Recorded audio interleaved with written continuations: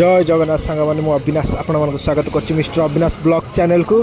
आज आम गाँव पांची पढ़ा होची आसन देखा।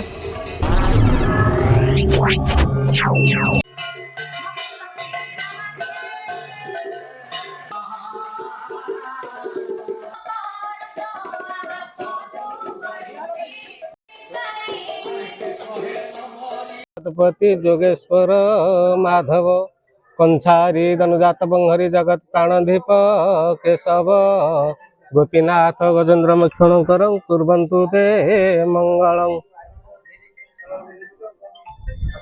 ओम श्री मंगलं भगवान विष्णु मंगलं मधुसूदन मंगलं पुंडरीकाक्षं मंगलं गरुडध्वज माधव माधव विष्णु माधव माधव हरे स्मरन्ते साधव नित्यं सर्वकार्येषु माधव। धनुर्वश्चा प्रयुक्ता वृषगजतिरगा दक्षिणा वर्तवह्नि दिव्य स्त्री पुनकुंभादिजानुपगणिका पुष्पमाला पताका सद्यं मत्स्यंकृतवादधी मधुरजतं काञ्चनं शुक्लधान्य दृष्टा सुष्टा पठित्वा फलमिह लभते मानवा सिद्धिकाम्य। श्रीमद पंकज विष्णु हरिहर वायु महेन्द्र नल चंद्र भास्कर दिगपाल वरुणाधिपाल ग्रह प्रद्मुन नल सुरगण चिंतामणि कस्तुभं स्वामी शक्तिधरस्तु लंगलधरं कुर्वन्तु ते मंगलम्। जगदानंद कंदाय प्रणतार्थे हरायञ्च नीलांचल निर्वासाय जगन्नाथ यते नमः। अचिंता व्यक्त रूपाय निर्गुणं गुणात्मने समस्त जगत धारं मृतये ब्रह्मणे नमः। जगद्ध्यान्त प्रणाशाय ब्रह्मणे त्रिगुणात्मने त्रयमयाय सूर्याय नमस्तुभ्यं त्रिमूर्तये। सर्वविघ्न विनाशाय सर्वमंगल हेतवे पार्वती प्रिय पुत्राय गणेशाय नमो नमः। अर्थ पंजिका श्रवण कैलास शिखरे सिना गौरी पुछन्ति शंकरं अधुना बृहमे नाथ नवपंजी शुभाशुभ। श्री शंकर उवाच शृणु देवी प्रवक्ष्यामि नवपंजी शुभाशुभ जस्य श्रवणे मात्रेण दिव्य ज्ञान लभे नर बारे व्याधि विनाशस्य तिथिरायु विवर्धनी नक्षत्र धनमाप्यन्ति सौभाग्ये चंद्र एव च जोगे सख्य विभूत्या स्करणे वित्तवर्धनं रव्यांशे पापनाशनं सप्तांगे शृणुयात् कांचन च फल पुष्प कृत्या हस्तेनं धरायते अमात्या गण संयुक्ता शृणुयाते नवपंजिका। गंगादि तीर्थके स्थानात् जत्फल लभेत नर तत्फल लभेत नून पंजिका श्रवणेन च। ग्रह विप्रे मुखेत राजा शृणुयाते नवपंजिका हस्ते धृत्यं फल पुष्पं अशूद्रं गणकस्यात् शुक्ले दक्षिणतरज्ञ वामतश्च विपर्जय दैवज्ञ व्यक्तिण शृणन्ति पांजी शत्रुखेय जाति सशिव कृष्णे सर्वार्थ लाभ तनुसं नारायणं पद्मालया सद्य लभते ततृष्णा। श्री सूर्याय नमः। वीरश्री गजपति गौड़ेश्वर नवकोटि कर्णाट उत्कल वर्गेश्वर वीराधि वीरवर प्रताप श्री श्री दिव्य सिंहदेव महाराजांक 69 अंक को 70 अंक सन 1433 साल को सन 1434 साल इंग्राजी 2026 मसीहा को 2027 मसीहा सन 1955 वर्ष को श्री ब्रह्मांक परमायु 100 वर्ष रु प्रथम पराध भोग जाई ଦ୍ୱିତୀୟ ପରାର୍ଦ୍ଧକୁ ଭୋଗ ରହିଲା 13,41,000 ବିପରା। ଏତକ ଉତ୍ତରେ 4 ଯୁଗର ନିର୍ଣ୍ଣୟ କହିବା।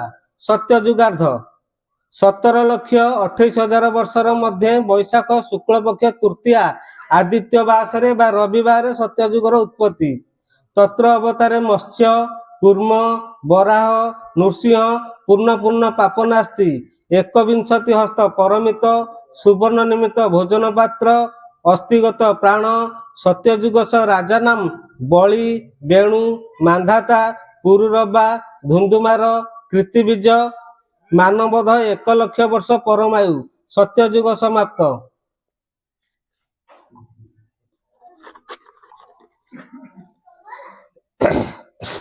ତ୍ରେତୟା ଯୁଗାର୍ଧ 12,96,000 ବର୍ଷର ମଧ୍ୟ କାର୍ତ୍ତିକ ଶୁକ୍ଳପକ୍ଷ ନବମୀ ଚନ୍ଦ୍ରବାସରେ ବା ସୋମବାରରେ ତ୍ରେତୟା ଯୁଗର ଉତ୍ପତ୍ତି।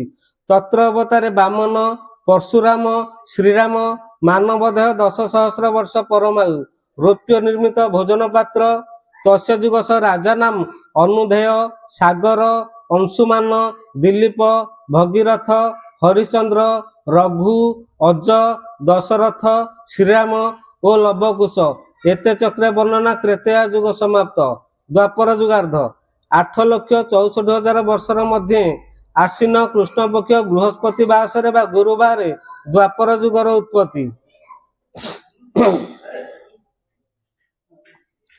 ତତ୍ର ଅବତାରେ ଶ୍ରୀକୃଷ୍ଣ ବୁଦ୍ଧ ନୈମିଷାରଣ୍ୟ ତୀର୍ଥାନାଂ ରକ୍ତଗତ ପ୍ରାଣ ସପ୍ତହସ୍ତ ପରମିତ ମାନବଦେହ 1,000 ବର୍ଷ ପରମାୟୁ ତାମ୍ରପାତ୍ରେ ଭୋଜନ ତସ୍ୟ ଯୁଗସ ରାଜା ନାମ ଶାଲ ବିରାଟ ହଂସଧ୍ୱଜ କଂସଧ୍ୱଜ ବବ୍ରୁବାହନ ଜରାସନ୍ଧ ଦୁର୍ଯ୍ୟୋଧନ ଏବଂ ଯୁଧିଷ୍ଠିର। ଦ୍ୱାପର ଯୁଗ ସମାପ୍ତ। କଳି ଯୁଗାର୍ଧ 4,32,000 ବର୍ଷର ମଧ୍ୟ ମାଘ ପୂର୍ଣ୍ଣିମା ଭୃଗୁବାସରେ ବା ଶୁକ୍ରବାର କଳି ଯୁଗର ଉତ୍ପତ୍ତି। ତତ୍ର ଅବତାରେ କଳଙ୍କିପୂର୍ଣ୍ଣ ଏକପାଦ ପାପ ତ୍ରିପାଦ ଅର୍ଣ୍ଣଗତ ପ୍ରାଣ ଶରଧିତ ହସ୍ତ ପରମିତ ମାନବଦେହ 20,000 ବର୍ଷ ପରମାୟୁ। କୈଳ ଯୁଗରେ ଭୋଜନ ପାତ୍ର ନିର୍ଣ୍ଣୟ ନାସ୍ତି। କୈଳ ଯୁଗରେ ଭୋଜନ ପାତ୍ର ନାହିଁ।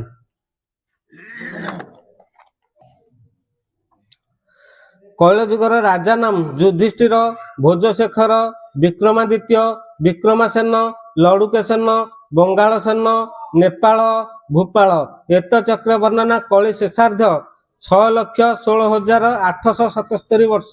ବର୍ତ୍ତମାନ ଏଇଠୁ ପାଞ୍ଜି ଆରମ୍ଭ ହେଲା ଏଇ ବର୍ଷର। ବର୍ତ୍ତମାନ ଏ ସମ୍ବତ୍ସରେ ରାଜା ରହିଲେ ରବି ମନ୍ତ୍ରୀ ବୁଧ ପୁରୋଧା ଶନି ଜ୍ୟୋତିଷ ବୃହସ୍ପତି ପରୀକ୍ଷକ ମଙ୍ଗଳ କରଣ ଶୁକ୍ର ଡଗର ଚନ୍ଦ୍ର ତାଢନ୍ୟ ରବି ପାଳକାଧିପ ମଙ୍ଗଳ ପ୍ରତିପାଳକାଧିପ ବୁଧ। ଏ ସମ୍ବତ୍ସରେ ଅର୍ଥରକ୍ଷକ ବୁଧ ଆସ୍ଥାନ ରକ୍ଷକ ଶୁକ୍ର ପ୍ରତିହାରୀ ମଙ୍ଗଳ ସଂଗ୍ରାମଧୀପ ଚନ୍ଦ୍ର ଧାନ୍ୟଧୀପ ଶୁକ୍ର ଅର୍ଘାଧୀପ ମଙ୍ଗଳ ରାସାଧୀପ ଶୁକ୍ର ଧର୍ମାଧୀପ ମଙ୍ଗଳ ହେବେ। ଏ ସମ୍ବତ୍ସରେ ମେଘଙ୍କ ନାମ ପୁଷ୍କର। ଏଥର ପୁଷ୍କର ମେଘ। ଏ ସମ୍ବତ୍ସରେ ମେଘଙ୍କ ନାମ ପୁଷ୍କର। ପୁଷ୍କର ମେଘ ପୌଢ ଅବସ୍ଥା। ଏ ସମ୍ବତ୍ସରେ ପୁଷ୍କର ମେଘର ଗୃହ ଉତ୍ତର ପୂର୍ବ ଈଶାନ୍ୟ କୋଣେ ବୃଷ୍ଟି କରିବ ଦକ୍ଷିଣ ଦିଗରୁ 2 ପଦ୍ମ ସୈନ୍ୟ ନେଇ ବୃଷ୍ଟି କରିବ। ଏ ମେଘର ଆସ୍ଥାନ ବ୍ରୋଞ୍ଚ ଦ୍ୱୀପେ ବୃଷ୍ଟି କରିବ ଜଳ ସମୁଦ୍ରରୁ। କୃଷି ଉତ୍ପାଦନ ମଧ୍ୟମ ଧରଣର ହେବ ଓ ବୃଷ୍ଟି ମଧ୍ୟ ମଧ୍ୟମ ଧରଣର ହେବ। ଏ ସମ୍ବତ୍ସରେ ଜଳ ସମୁଦ୍ରରୁ ଐରାବତ ହସ୍ତି ବୃଷ୍ଟି କରିବ 50 ଦିନର ମଧ୍ୟ। ଏଥର 50 ଦିନିଆ ବାଳକ। ତତ୍ମଧ୍ୟରୁ 50 ଦିନ ମଧ୍ୟରୁ ସମୁଦ୍ରରେ 25 ଦିନ ନଦୀ ପର୍ବତେ 15 ଦିନ ଦେଶରେ ବୃଷ୍ଟି କରିବ 10 ଦିନ ମାତ୍ର।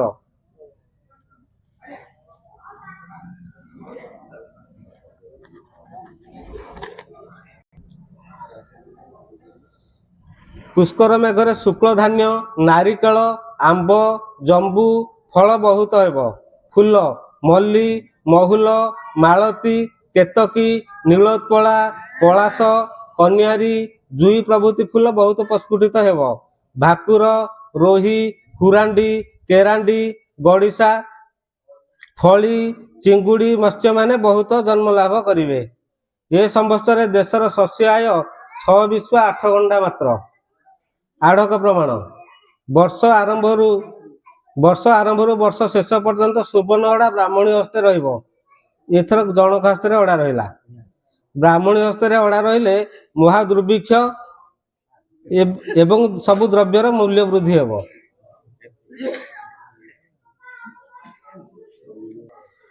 ଏହାପରେ ସମ୍ବତ୍ସର କହିବା। ବର୍ତ୍ତମାନ ସମ୍ବତ୍ସର ନାମ ସିଦ୍ଧାର୍ଥ ଅଛି। ତା 7/5/2026 ମସିହା ଗୁରୁବାର ଜ୍ୟେଷ୍ଠ ମାସ କୃଷ୍ଣପକ୍ଷ ପଞ୍ଚମୀ ଗତେ ଷଷ୍ଠୀ ତିଥିରେ ଦିନ 2:30 ସମୟ ନୂତନ ସମ୍ବତ୍ସର ଆରମ୍ଭ ହେବ। ସମ୍ବତ୍ସର ନାମ ରୁଦ୍ର ହେବ। ଏହାପରେ ଦେବମଣ୍ଡଳ କହିବା। ଯୁଗଙ୍କ ନାମ ଅଶ୍ୱିନୀ କୁମାର, ଅଙ୍ଗିରସ ନାମ ଇଦ୍ବତ୍ସର, ଏହାର ଅଧିପତି ବ୍ରହ୍ମା ରହିବେ। ସମୁଦ୍ରଙ୍କ ନାମ ଜଳ ସମୁଦ୍ର, ବିଦ୍ୟୁତଙ୍କ ନାମ ଚପଳା, ଗର୍ଜନଙ୍କ ନାମ ସୁପ୍ରିୟା, ମଣ୍ଡଳଙ୍କ ନାମ ଦେବେନ୍ଦ୍ର, ବାୟୁଙ୍କ ନାମ ଆବାହ, ନାଗଙ୍କ ନାମ ଶଙ୍ଖ, ନାଗ ପତ୍ନୀଙ୍କ ନାମ ସୁଗନ୍ଧା, ବ୍ରହ୍ମାଙ୍କ ନାମ କମଳାଶାସନ, ବିଷ୍ଣୁଙ୍କ ନାମ ବୈକୁଣ୍ଠ, ଇନ୍ଦ୍ରଙ୍କ ନାମ ବୃଦ୍ଧସର୍ବା, ଗନ୍ଧର୍ମଙ୍କ ନାମ ପାକଶାସନ, ପୁଷ୍ପଙ୍କ ନାମ ନୀଳୋତ୍ପଳା, ବୃକ୍ଷଙ୍କ ନାମ ହରିଚନ୍ଦନ, ସଭାଙ୍କ ନାମ ଦେବସଭା, ଗଜଙ୍କ ନାମ ଦନ୍ତବଳ, ଅଶ୍ୱଙ୍କ ନାମ ବାଜି। ଇତି ଦେବମଣ୍ଡଳ ସମାପ୍ତ। ଖଡ୍ଗ ଖର୍ପର ଜ୍ଞାନ କହିବା। ଖଡ୍ଗ ବରାହୀଙ୍କ ହସ୍ତେ, ଖର୍ପର ଚଣ୍ଡୀଙ୍କ ହସ୍ତେ, ଗଦା ଭୀମସେନଙ୍କ ହସ୍ତେ, କୁନ୍ତ ସହଦେବଙ୍କ ହସ୍ତେ, ଚକ୍ର ଦାମୋଦରଙ୍କ ହସ୍ତେ, ଧନୁ ଶଙ୍କରଙ୍କ ହସ୍ତେ, ଭଣ୍ଡାର କୁବେରଙ୍କ ହସ୍ତେ, ସ୍ୱର୍ଣ୍ଣ ଲକ୍ଷ୍ମୀଙ୍କ ହସ୍ତେ, ରୌପ୍ୟ ବିମଳାଙ୍କ ହସ୍ତେ, ଔଷଧ ଅଶ୍ୱିନୀଙ୍କ ହସ୍ତେ, ବୀଣା ସରସ୍ୱତୀଙ୍କ ହସ୍ତେ, ସ୍ନେହ ଘୋରାଙ୍କ ହସ୍ତେ, ସୁଖ ତୃପ୍ତିଙ୍କ ହସ୍ତେ, ଦୁଃଖ ଚଣ୍ଡୀଙ୍କ ହସ୍ତେ, ଜ୍ଞାନ ଗଣେଶଙ୍କ ହସ୍ତେ, ଧର୍ମ ଯୁଧିଷ୍ଠିରଙ୍କ ହସ୍ତେ, ଅଧର୍ମ କଳିଙ୍କ ହସ୍ତେ, ନ୍ୟାୟ ଧର୍ମରାଜାଙ୍କ ହସ୍ତେ, ଜନ୍ମ ବ୍ରହ୍ମାଙ୍କ ହସ୍ତେ, ମରଣ ଚିତ୍ରଗୁପ୍ତଙ୍କ ହସ୍ତେ, ଶାନ୍ତି ମହାମାୟାଙ୍କ ହସ୍ତେ, ଅଗ୍ନି ବର୍ଷ ଆରମ୍ଭରୁ ଶେଷ ପର୍ଯ୍ୟନ୍ତ ହନୁମାନଙ୍କ କପାଳରେ ରହି ବର୍ଷ ଶେଷ ହେବ। ଏହାର ପ୍ରଭାବରେ ଦେଶରେ ତାପମାତ୍ରା, ମହାମାରୀ, ଯୁଦ୍ଧ ବୃଦ୍ଧି ହେବ। ଏହାପରେ ବାୟୁ ପ୍ରଭାବ କହିବା। ବାୟୁ 49 ଖଣ୍ଡ ମଧ୍ୟରୁ ବହିବ ଦେଶରେ 40 ଖଣ୍ଡ, ସମୁଦ୍ରରେ 20 ଖଣ୍ଡ, ନଦୀ ପର୍ବତରେ 10 ଖଣ୍ଡ, ଦେଶରେ 10 ଖଣ୍ଡ ବାୟୁ ପ୍ରବାହିତ ହେବ। ଏଥର ଲଗାଣ କହିବା। ମେଷ 18 ଦିନ ଠାରୁ ବା ଏପ୍ରିଲ ମାସ, ବୃଷ 27 ଦିନ ପର୍ଯ୍ୟନ୍ତ ଡହକ ଲଗାଣ, ବୃଷ 28 ଦିନ ଠାରୁ, ମିଥୁନ 21 ଦିନ ପର୍ଯ୍ୟନ୍ତ ଖଣ୍ଡ ଲଗାଣ, ମିଥୁନ 20 ଦିନ ଠାରୁ, କର୍କଟ 16 ଦିନ ପର୍ଯ୍ୟନ୍ତ ଚକଡା ଲଗାଣ, କର୍କଟ 17 ଦିନ ଠାରୁ ସର୍ବତ୍ର ଲଗାଣ ହେବ। ଏହାପରେ ବର୍ଷା ସଞ୍ଚାନ କହିବା। ମିଥୁନ ମାସ ଆଷାଢ଼ ହୀନ ଜଳ ବୃଷ୍ଟି, କର୍କଟ ମାସ ଶ୍ରାବଣ ବହୁ ଜଳ ବୃଷ୍ଟି, ସିଂହ ମାସ ଭାଦ୍ରବ ହୀନ ଜଳ ବୃଷ୍ଟି, କନ୍ୟା ମାସ ଆଶ୍ୱିନ ବହୁ ଜଳ ବୃଷ୍ଟି, ତୁଳା ମାସ କାର୍ତ୍ତିକ ହୀନ ଜଳ ବୃଷ୍ଟି। ଏହାପରେ ସୁଧ କାଳ କହିବା। ବର୍ଷ ଆରମ୍ଭରୁ ତା 16/5/2026 ମସିହା ପର୍ଯ୍ୟନ୍ତ ସୁଧ କାଳ, ତା 16/5/2025 ମସିହା ଭୁଲ କହିଲି, ତା 16/5/2026 ମସିହା ରବିବାର ଠାରୁ ତା 15/6/2026 ମସିହା ସୋମବାର ପର୍ଯ୍ୟନ୍ତ ମଳ ମାସ ସହିତ ଅଶୁଦ୍ଧ କାଳ। ଏ ବର୍ଷ ଜ୍ୟେଷ୍ଠ ମାସଟା ମଳ ମାସ ପଡୁଛି। ମଳ ମାସଟା ତା 16/5/2026 ରୁ 15/6/2026 ପର୍ଯ୍ୟନ୍ତ ରହିବ। 16/6/2026 ମସିହା ଠାରୁ ତା 17/7/2026 ମସିହା ପର୍ଯ୍ୟନ୍ତ ଶୁଦ୍ଧ କାଳ ଅଟେ। ମାସଟା ମଳ ମାସ ପଡୁଛି। ଏଥର 13/7/2027 ମସିହା ସୋମବାର ଠାରୁ 25/1/2027 ମସିହା ସୋମବାର ପର୍ଯ୍ୟନ୍ତ ଅଶୁଦ୍ଧ କାଳ। 26/1/2027 ମସିହା ମଙ୍ଗଳବାର ଠାରୁ 13/7/2027 ମସିହା ମଙ୍ଗଳବାର ପର୍ଯ୍ୟନ୍ତ ଶୁଦ୍ଧ କାଳ ଅଟେ। ଏହାପରେ ସୂର୍ଯ୍ୟପରାଗ ଚନ୍ଦ୍ରଗ୍ରହଣ କହିବା। ଏ ବର୍ଷ 2ଟି ସୂର୍ଯ୍ୟପରାଗ ଓ 2ଟି ଚନ୍ଦ୍ରଗ୍ରହଣ ପଡୁଛି, କିନ୍ତୁ ଭାରତ ଓଡ଼ିଶାକୁ ଦୃଶ୍ୟ ହେଉନଥିବାରୁ ଏହା ପାଳନୀୟ ନୁହେଁ। ଯୋଉ 4ଟା ପଡିବ ସେଟା ପାଳନୀୟ ହବ ନାହିଁ। ଏହାପରେ ଗ୍ରହ ଚଳନ କହିବା। ତା 3/6/2026 ମସିହା ବୁଧବାର ସକାଳ 6:44 ସମୟ ପୂର୍ଣ୍ଣବସୁ ନକ୍ଷତ୍ର କର୍କଟ ରାଶିକୁ ବୃହସ୍ପତି ଚଳନ କରିବେ। ତା 1/11/2026 ମସିହା ରବିବାର ଦିନ 2:53 ବୃହସ୍ପତି ମହାଗ୍ରହ ମଘା ନକ୍ଷତ୍ର ସିଂହ ରାଶିକୁ ଗମନ କରିବେ। ତା 25/1/2027 ମସିହା ସୋମବାର ଦିନ 1:31 ବୃହସ୍ପତି ଅଶ୍ଲେଷ ନକ୍ଷତ୍ର କର୍କଟ ରାଶିକୁ ଗମନ କରିବେ। ବର୍ଷ ସାରା ଶନି ମହାଗ୍ରହ ମୀନ ରାଶିରେ ରହିବେ। ଶନି ଏଇ ବର୍ଷ ସାରା ମୀନ ରାଶିରେ ରହିବେ। ଏହାପରେ ଭାଗ ସଂଖ୍ୟା କହିବା। ବର୍ଷା 17 ଭାଗେ, ଧାନ୍ୟ 5 ଭାଗେ, ବାତ 11 ଭାଗେ, ଶୁକ୍ଳ ଧାନ୍ୟ 3 ଭାଗେ, କୃଷ୍ଣ ଧାନ୍ୟ 5 ଭାଗେ, ପିତ୍ତ 6 ଭାଗେ, ଧାନ୍ୟ 5 ଭାଗେ, ତୃଣ 13 ଭାଗେ, ଶୀତ 16 ଭାଗେ, ଉଷ୍ମ 15 ଭାଗେ, ହାନି 6 ଭାଗେ, ଶସ୍ୟ ବୃଦ୍ଧି 6 ଭାଗେ,